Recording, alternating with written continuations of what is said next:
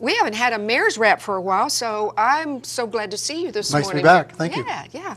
How are you dealing with all this weather? My goodness. Yeah, it's been a challenge, particularly for our street crew. We have a major project going on in the Highlands right now on Highlands Boulevard. We're going to talk about that a little later, but yeah. I spoke to the crew chief this morning. They're fine. They've got lots of ice, lots of proper drinks, fruit. And they're just going to power through it and hopefully be finished by close of business tomorrow. Okay, good. But it's tough. It is tough. Well, let's jump right in. Sure. And let's talk about our really good financial position, as always. Yeah, we're in excellent financial position. In our general fund, we have unassigned around $10 million. And we always have to keep 25% of that on hand as a reserve. And the reason that we're not spending it lavishly to go and do this, that, the other thing, is I'm still very concerned about a possible recession. Mm-hmm. And I want all our employees to know that the plan is nobody loses their job. And the reasoning is potholes don't stop because we have a recession. People need to have fire service and police service and code enforcement and everything else that goes on. And so we as a city cannot stop. Right. So the total labor costs annually plus benefits is about $12 million. So between the savings and what we will bring in next year, which is questionable depending on just what happens. So we will plan probably to be very, very conservative on the budget for next year. And if it turns out we don't get a recession, then that's fine. We've also got a new ladder truck coming in next year, so we'll have 2 of them, and that's going to be about $1.5 million. And it'll be the next mayor's thought on how they want to fund it, but I'm going to try and have enough money so that they can pay cash. Because we got rid of all our short-term debt earlier this year. So yes. So we're debt-free. We have the bond, but the bond is paying for itself out of the tax increase. And so we're in extremely good shape. As always. As always, yes. Okay. You want to go right into the bond? Or Sure. Okay, let's do. All righty. So we still have 2 outstanding projects. One, of course, is the public safety building. It's on time, provided that we get, it's called the switches and transformers. They are on back order. We're being told that they will be in within the next couple of months. And Nabholz is saying then we should still be able to finish the project by December. Mm-hmm. I've checked with some of the other cities that have their own electrical departments, and they're running across the same shortage. So barring that, everything is still moving forward. We've seen a terrific escalation on the IT costs. And so there are 2 items in front of council this month seeking approval. One is $270,000 for audiovisual purchasing on a state procurement contract. The selected vendor is Howard Technology Solutions, who we've used before, example, the library. And that can be funded from within the bond, so that's fine. Then there's the general security, which is cameras, mm-hmm. access fobs, etc. That's $180,000, and the money isn't quite there in the bond, so we're going to do a general funds transfer. We actually had one vendor for this particular item come in at $400,000. And of course, they had all sorts of bells and whistles that we don't need. So we said, thanks, but no thanks. We're going to go with Bulldog, who we've used before. And their estimate is reasonable at $180,000. So those are the 2 costs, variable costs that are coming up in front of council. Everything else, they've seen some increases, but there are always contingencies that you build into the bond, and mm-hmm. so far the contingencies have covered everything. Mm-hmm. So we're on a good track to have everything done. The fire training facility, I'm pleased to tell you that today we're actually closing on the purchase of the land from Cooper Communities. Yes. For $112,000. I signed the paperwork last night. We'll cut the check today. I'll sign that. It goes down to the title company. And then Kent over at Cooper will sign off, and we're away to the races. So we're looking forward to getting that building started as well. You bet. The location, I don't know if we've talked about. It's going to be up near the animal shelter. Let's talk about it again because we Yeah. have new viewers and Sure. they might need to hear. If you can picture on the west side of 71, just south of the Missouri border, before you come to the big Bella Vista monument, there is land on the right where there are no buildings. It's all just forest. And the training is actually going to go in there. So it'll be roughly the sewer plant, the transfer station for Republic, and the shelter, and the training thing will be right in the middle. But not right close. No, no, no. Back through the woods. That's right. Okay. And, you know, one of the reasons for putting it there is it's away from homes. I know a lot of people were concerned about fire and smoke and everything else as they're training. There really won't be a lot of smoke because it's all propane fired. But just to assure everybody that everything's going to be fine, we decided to build there. It's got sewer and it's got water. So we can start. That's good. So what happens there? What kind of things will happen at that training center? They will simulate house fires. We don't have a lot of multiple story buildings here. There are some brand new ones that I can see are popping up. But we do have, for example, the plaza, which is, Oh, yeah. okay, it's a multiple story. And so they train for that. Plus, they also, from time to time, may be called to assist another municipality. So if they have to go into Bentonville, for example, they do have some apartment buildings. And so our fellows have to be able to know how to negotiate with smoke all around them, flames. And then we build in what ifs. So what if it looks like the ceiling's going to collapse? What are you going to do? And so they put them through all this. I haven't seen the latest interior design, but one of the early ones was you can actually move walls so that you can create separate interiors so you're not always practicing on the same interior. Boy, we need that here at the station. Go for it. Go for it. So, and they have to have that training every year. It's mandatory. And in the past, so we were sending equipment and personnel to other cities. Well, that's great, but what happens if a fire breaks here? We don't have everybody on hand. So that just doesn't make a lot of sense. If a fire breaks out, then we can cancel the training and they can take the equipment and they can run the call. You know, you mentioned a long time ago, so it may have changed. But will this also give us the ability to help other smaller cities around? Can they use our training? Oh, absolutely, yeah. And in fact, that's the same as the public safety building. We're building an indoor 50-yard shooting range, and there aren't many indoor 50 yards up here in Northwest Arkansas, so we will make that available to other agencies as well. And the same thing, you know, with the fire training. Oh, that's great. Yeah. It just helps everybody. Oh, it does. You know, the nice thing about Northwest Arkansas, and I've said it before, is that we live in a bubble. But all the mayors work together to make things happen. It just works extremely well. And then we have, of course, the Northwest Arkansas Council. And they pull the business angle into it as well with the business community. It just works. Yes. And it's very successful. We're very fortunate here. We are. Okay, man, we're just breezing through here. You know, let's stop for a minute. Yeah. I want to know about your eagle dance. I participated in the animal shelter golf tournament last Saturday, and I had a great team of 3 others.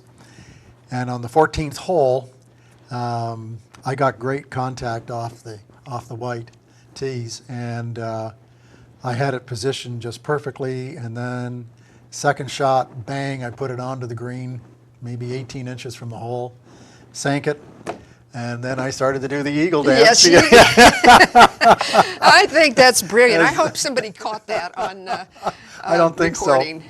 But it's the first eagle I've ever had. That's great. I've never had a hole-in-one, so maybe I'm not quite sure what dance you do for that. I know, there's no way to know that. You know, one more thing before we move on from there. You recently received an honor at the state level. I did, yeah. Tell us about that. It was from the Municipal League for outstanding service over the last, well, it's almost 8 years now. I was involved, still am, on a lot of committees down there. Mostly the economic development side, and then for the last year I was a vice president on the executive committee, and they do great work. They're basically the lobbying group for all 500 cities, and every city in the state belongs to it. It's not mandatory, but they have some great programs as well. Our land and vehicle insurance is through them because we get just superb rates. We also use their legal facilities. So in the event that we have a lawsuit and our legal group says, let's turn it over to the Municipal League, we haven't had to do it very often, but they have great legal people down there.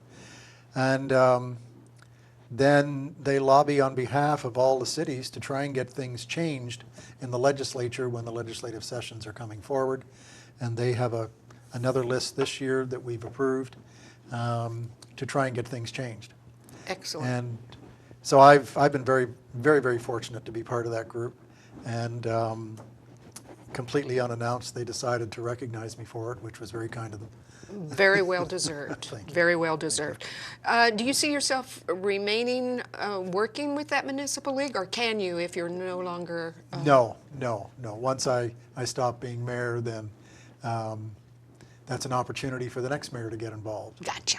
And we have some council members that get involved too and sit on various committees.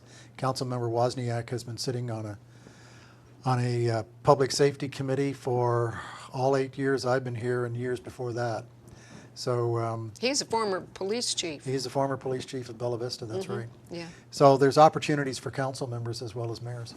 You know, we've got some other things to talk about, but let's take this little segue to make the statement of municipal filings. Yes. Okay, yes. so that is happening August the 3rd through the 10th, I believe. And Correct. So what does that mean? Well, that means that anybody who wants to run for city council has to have all their signatures on their filings. They have to get, gosh, I think it's 35 or 50 signatures or whatever. And they should always get more than that because county does go through and double check to make sure everybody is here in Bella Vista. And then once that filing period is finished, beginning of September, they will be able to start putting up their signs. Yes. And actively campaigning. I'm trying to convince the Democrat Gazette to actually have a mayor's forum.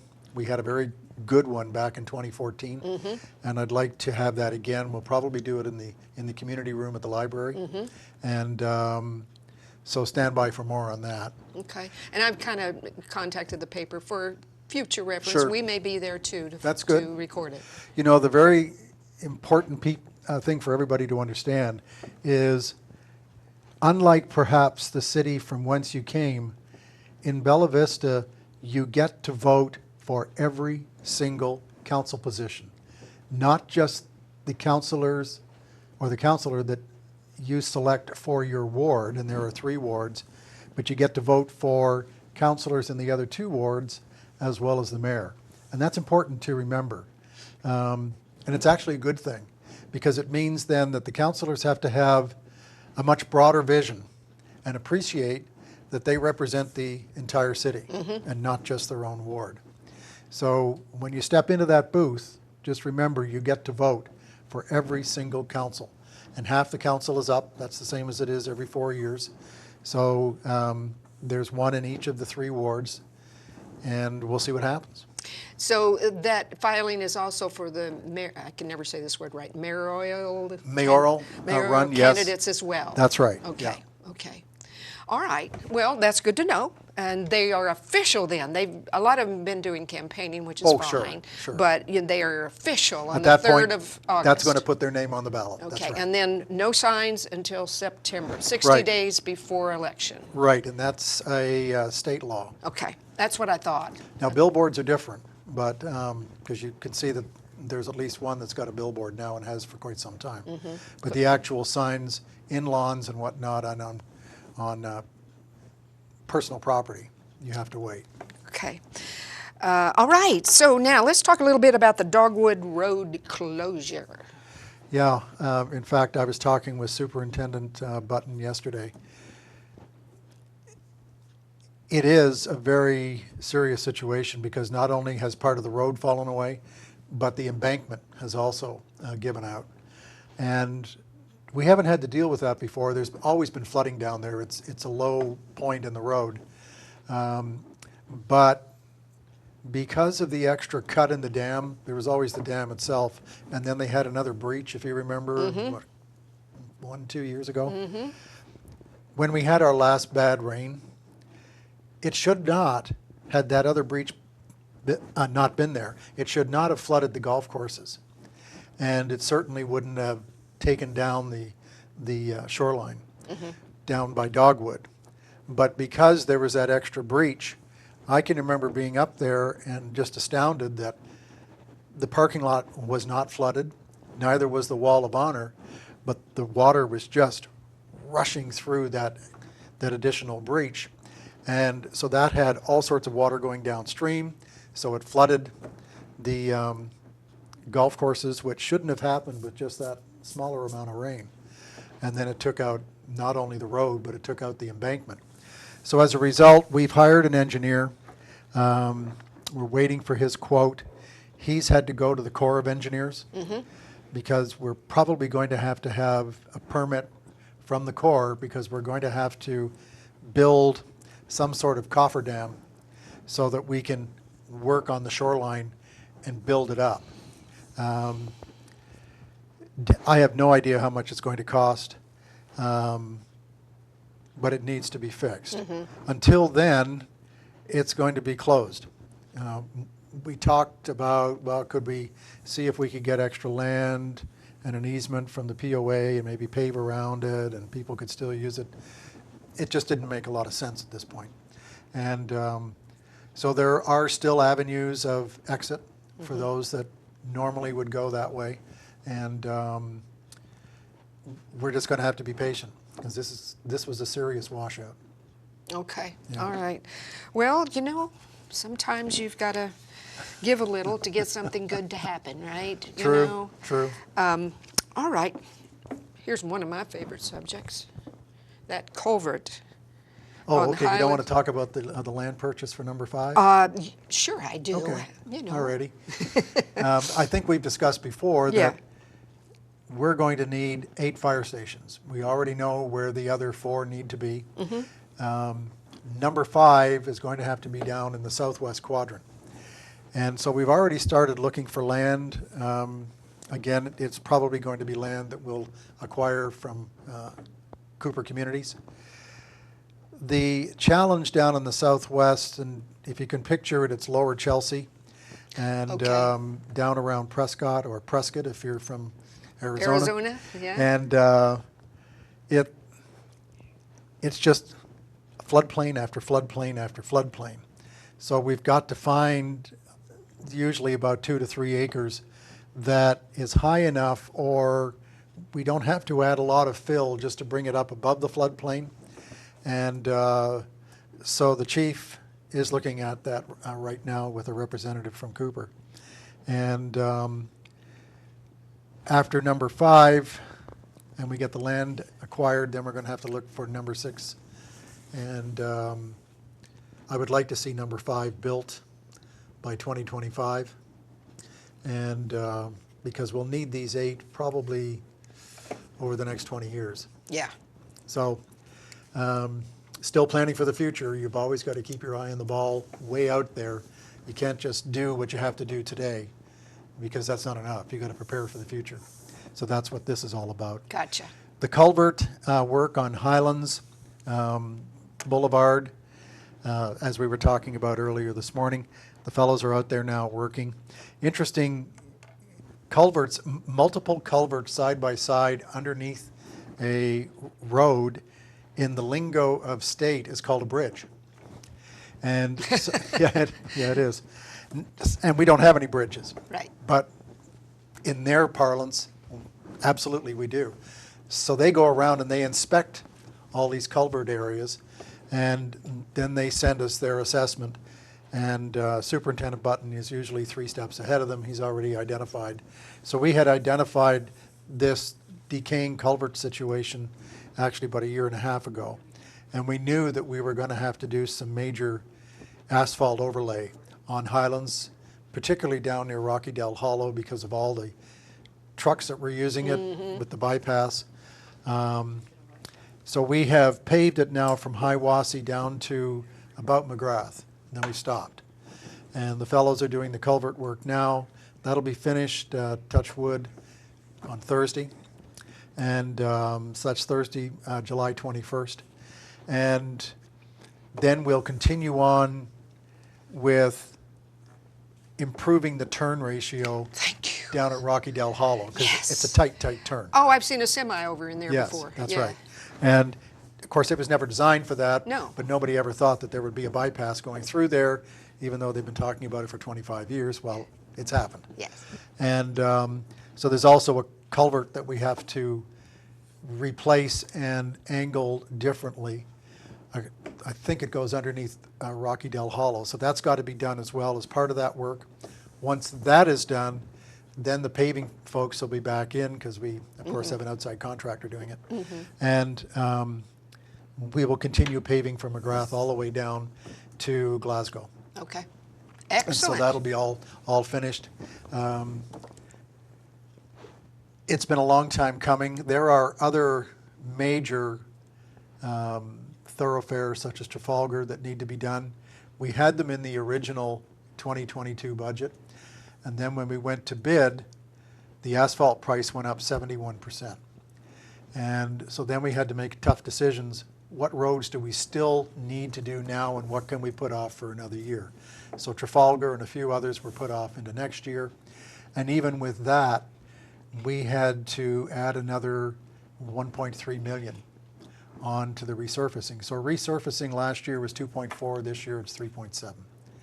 And I'm hoping that the price of asphalt's going to go down, but it's back to that earlier conversation we had about making sure that you're not spending all your money, that you have extra money put aside, because you never know what's going to happen. You don't. No. So Yes. we're able to still get a lot of mileage and a lot of stuff done this year, because you cannot just say, well, let's put the roads on hold for a year.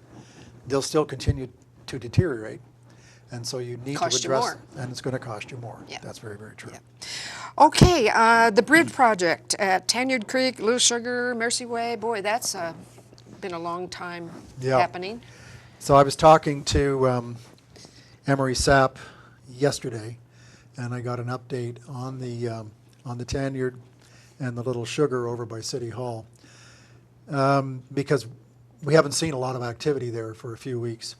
And it turned out that RDOT on the Tanyard wanted them to do some remedial work. So you saw occasionally individuals in there working on things, and that was at the request of RDOT. So that all had to be done before they could do what I would call putting the bridge in place.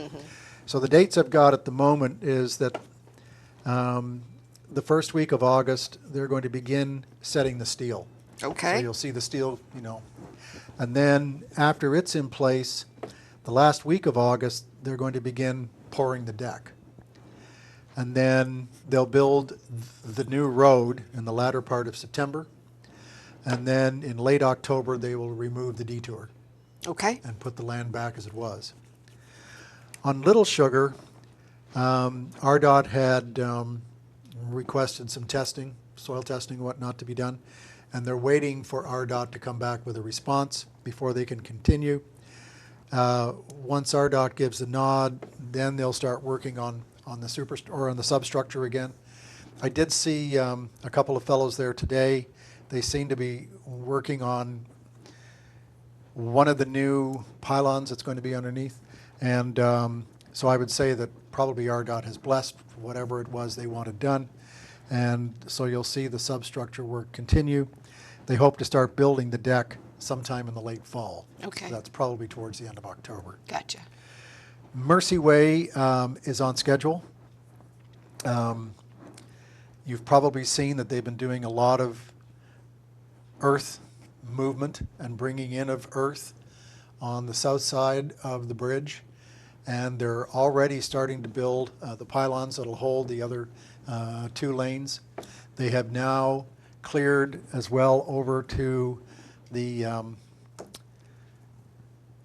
bicycle path, because the plan still is to take the bicycle path underneath the bridge, have a jug handle, and come up and have a separate bridge or secure area away from traffic for both pedestrians and bikes. And they're also having to put in some drainage, so you've seen the huge pipes and whatnot. It's still all coming together. They've even started to put in, you've probably seen on the north side, a new lane. And not quite sure if that's going to be part of, we're going to have to close one lane on that side, and now you'll use the existing northern lane plus this new one. Yeah. But Manhattan does a great job. That's the contractor. And I have every faith that they will bring us in on time and on budget. Excellent, Yep. Excellent. Yeah, it's a little bit of an inconvenience right now. It's just a way of life around That's right, those. yeah. But you know what? I still think that Bella Vista, just my opinion, gets, and Arkansas in general, really, gets things done a little faster than some of the other states. I don't know whether it's the good contractors. I don't know whether it feels like a long time, but it really isn't. No, in fact, a number of us were talking about that, I guess last week, and somebody had said, you know, if I still lived in Illinois, I would have been waiting years for this to happen. And it's been relatively fast. Normally, if you're talking about building a new road or a new bridge, it's anywhere between 5 and 10 years before you actually see them start. So Mercy Way's been kicking around for 8 years. And unfortunately, what also hurt us was the costs kept going up and up and up. So to keep the city exposure financially at a minimum, we would go back to the well and get more federal grants. And so the exposure is still about $400,000, which is where it has been since the, since it first started. Gotcha. But let me ask you one other question, and no surprises, so don't get nervous, because you helped answer this the other day, I think, before a council meeting. Sure. People are so curious, and I see it every day, the same question on Facebook. What are they doing over by the Jane Walmart? Will you please tell people what you believe is happening there? yeah, now understand that that's outside of our jurisdiction. I know, but you know the answer. Yeah, it's storage sheds. It's That's what I heard. an outside owner, I believe, from Colorado, and they're going to put up more storage sheds. Somebody had thought that it was going to be a Walmart distribution center. I used to work as a vendor to Walmart. I can tell you, they'd be clearing an awful lot more land if that was a distribution center. Yeah. But that's what I've been told. Yeah. It's a private enterprise, and they're going to build storage sheds. Gotcha. Well, that should, if anybody pays attention, we'll see how many people actually listen. But thank you, because people are curious, and then they make up things. Yes, Facebook And is then infamous people for get that. cute and decide other weird things, and then that riles people anyway. Yep. Thank you for clearing that up. It's been a while, and I really look forward to our conversations every month, and I know that people do too, because you make sure that we're caught up to date. So thank you once again for being very, with very us. welcome. And anytime we can help you out, and you and I were talking earlier, maybe we can do some of these updates in an outside venue somewhere. Yes, that'd be nice. With waterfalls, and I don't know what we do about the sound, but we'll work on that. That's true. So anyway, thanks again. Pleasure. We will see you next month. We will. Bella Vista, thank you for joining us today. I hope you've learned something. I learn something every time I talk to the mayor. Thank you. Thank you.